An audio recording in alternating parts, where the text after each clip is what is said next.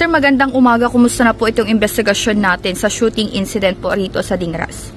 Yes ma'am, good morning.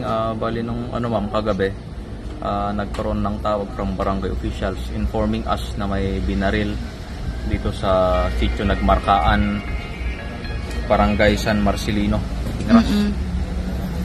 So nagresponde po tayo and nabutan po natin yung sasakyan ng biktima na nalaglag sa isang kanal doon, sa isang barangay road na papunta sa residence niya. So nung chinek natin, may mga tama ng bala yung sasakyan niya and yung biktima is naitakbo na ng barangay ambulance papunta sa ospital.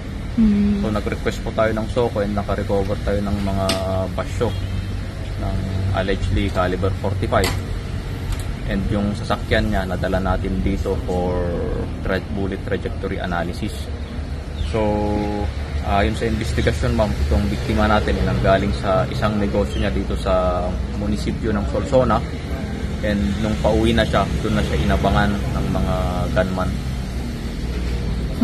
Okay. Ano po yung motibo ng pangyayaring to, sir? So as to the motive ma'am, it's too early to reveal.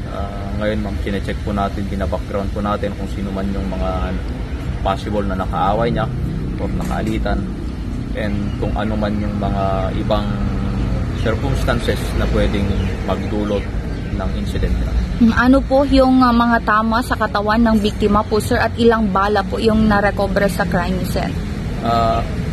May mga islag po tayong na-recover doon, tatlo yung na-recover ng SOCO, and according sa attending physician niya, may isang tama po siya sa bandang likuran.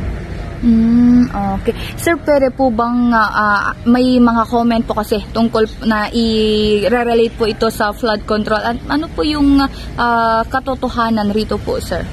So as to the comments ma'am, mga speculations lang siguro yun ng netizen.